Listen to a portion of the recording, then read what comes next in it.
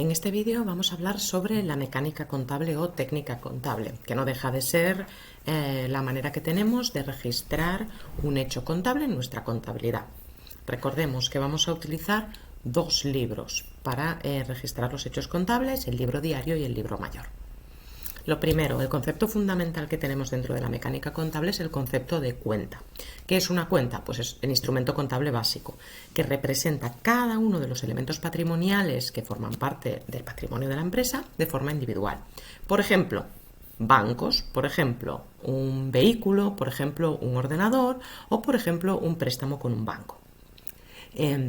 La idea de esta cuenta es reflejarnos que podamos valorar la situación que tiene en cada momento y ver los movimientos que ha tenido a lo largo del tiempo. Para que nos hagamos una idea, sería algo muy parecido a lo que podemos ver en un extracto bancario cuando nosotros entramos en nuestra aplicación móvil de nuestro banco y vemos cómo entra y sale dinero, pues sería algo parecido a ver una cuenta contable en este caso de una entidad financiera.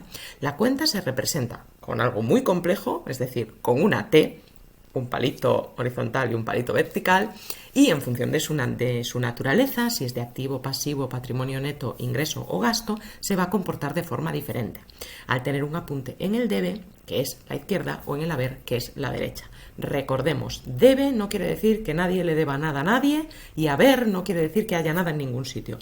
Olvidaros, muy sencillo, debe izquierda, haber derecha, ya está. Esto como los barcos, babor y estribor. No busquemos sentidos lógicos porque si no nos liaremos. Es mucho más sencillo pensar que, oye, en contabilidad nos dio por representar las cosas en una T y decirle debe a la izquierda y haber a la derecha y ya está.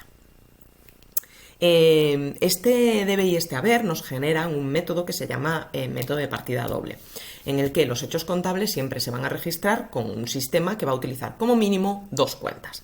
¿Qué nos dice este sistema de doble partida? Que nunca vamos a tener una partida sin contrapartida, es decir, que en cada movimiento tenemos que tener dos lados, ¿vale? Un debe y un haber, que todos los asientos tienen una parte a la izquierda y una parte a la derecha, que esto tiene que cuadrar, es decir, cada hecho contable tiene que tener la suma del debe y la suma del haber deben ser iguales.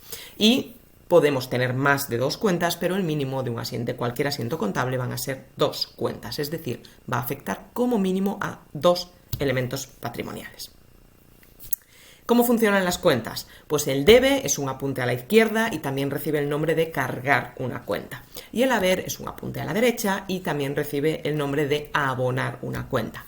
Regla mnemotécnica, ¿vale? Haber, abonar.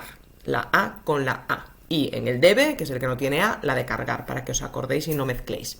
Y esto es igual para todas las cuentas contables. Todas las cuentas contables se cargan por el debe y se abonan por el haber. ¿Vale? Esto siempre funciona igual. Lo que cambia es su significado, por dónde suben y por dónde bajan, que ahora lo vamos a ver. Las cuentas de activo, ¿vale? Tanto el activo corriente como el no corriente. Las cuentas de activo siempre suben por el debe y bajan por el haber. Por tanto, si yo recibo un dinero en mi cuenta bancaria sube, por tanto voy a poner ese dinero en el debe de la cuenta, de la T, y también en el debe del asiento contable. El libro mayor, que es esto que estamos viendo aquí, el libro de las T's, refleja exactamente la misma información que el libro de asientos, el libro diario, simplemente explicada de forma diferente. Si, por ejemplo, tenemos una cuenta de clientes, que también es una cuenta de activo, también va a subir por el debe. Por tanto, cuando yo hago una venta a mi cliente y ese cliente no me paga, me dice, ya te pagaré la semana que viene, eso quiere decir que yo tengo un derecho de cobro. No tengo el dinero en el banco, pero tengo más derechos de cobro. Por tanto, ese importe también habrá que ponerlo en el debe de la cuenta. Al contrario, cuando ese cliente me dé dinero, me pague esa factura, yo tendré menos derechos de cobro, la cuenta 430 de clientes bajará, tendrá un apunte en el haber, pero en cambio tendré más dinero en mi bolsillo. La cuenta 572 de bancos o 570 de caja subirá y tendré un apunte en el debe. Esto siempre es mejor verlo luego con ejercicios, pero es importante que vayáis anotando estos cuadritos y lo tengáis siempre claro. Determinar cuál es la naturaleza de la cuenta y qué está pasando con esa cuenta, si sube o baja. Las cuentas de pasivo y patrimonio neto están en el otro lado del balance. ¿Qué van a hacer? Pues se comportan al revés. Por tanto, suben por el haber y bajan por el debe. Es decir, si yo le compro algo a un proveedor y no le pago, le digo, ya te pagaré el mes que viene, lo que estoy haciendo es generar una obligación de pago. Mis obligaciones de pago con este proveedor suben, por tanto tengo un apunte en el haber de la cuenta. ¿Vale? ¿Y qué pasa con las cuentas de gestión? Que son las cuentas que entran dentro de la cuenta de resultados, grupo 6 y grupo 7. Estas cuentas solo van a tener movimientos en un lado. Si se trata de una cuenta de un gasto o de una compra, solo va a tener movimientos en el debe. Si se trata de una cuenta de ingresos, solo va a tener movimientos en el haber. ¿Y esto por qué? Que siempre a veces pensamos al revés. Pensemos que estas cuentas de gestión de ingresos y gastos en realidad sería como si estuvieran metiditas en el balance dentro de la cuenta de resultados, en la parte de patrimonio neto. Por tanto, en realidad estamos hablando de cuando sube nuestro patrimonio neto o cuando baja nuestro patrimonio neto. Recordemos que las de patrimonio neto suben por el haber. Es decir, cuando yo tengo un ingreso, cuando yo hago una venta, cuando yo presto un servicio y emito una factura, mis ingresos suben. Estoy diciendo que el patrimonio, los recursos propios generados por la empresa suben, por tanto tiene que ir en el haber de la cuenta, porque el patrimonio está subiendo. En cambio, cuando yo tengo un gasto o una compra, lo que estoy diciendo es que mis recursos propios bajan. Lo mismo pasa si tengo una pérdida. Por ejemplo, tengo un incendio en la nave industrial y se destruye.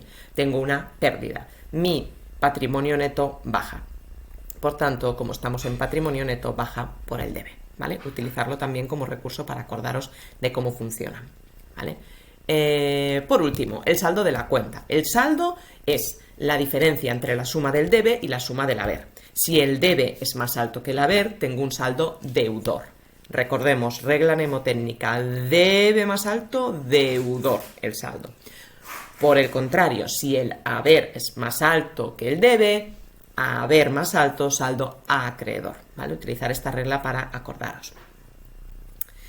Resumiendo, ¿qué tenemos que pensar cuando queremos contabilizar algo? Lo primero, tengo que contabilizar este hecho, esta transacción, este documento que ha llegado a mi mesa. Solo las operaciones que representan una variación en el patrimonio de la empresa son hechos contables y por tanto tienen un reflejo en los libros.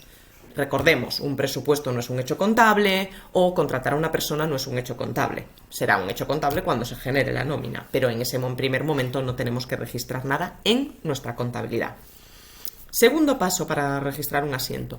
¿Qué elementos patrimoniales, qué cuentas están afectados? Tengo que buscar en ese cuadro de cuentas, en mi plan contable, qué número de cuenta está teniendo una afectación. Por ejemplo, si yo cobro un dinero de un cliente por el banco, tengo la cuenta 430 de clientes y la cuenta 572 de bancos. 2 cuentas como mínimo. Tercer paso. ¿Cuál es la naturaleza de estas cuentas? Es decir, ¿son de activo, pasivo, patrimonio neto o son ingresos o gastos? Esto es vital porque va a ser lo que me explique por dónde tengo que hacer el apunte, si lo tengo que poner en el debe o en el haber.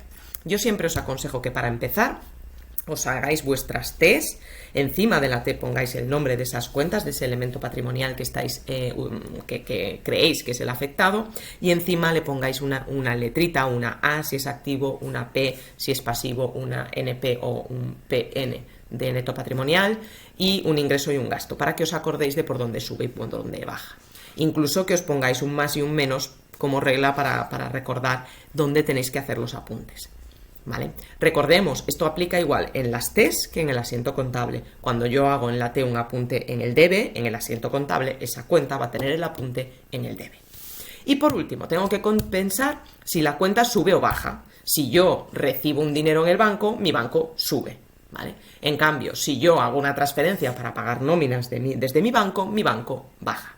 Siempre siguiendo el esquema que hemos visto antes, esto nos dirá si tenemos que hacer el apunte en el debe o en el haber, tanto en el asiento como en nuestra T del libro mayor.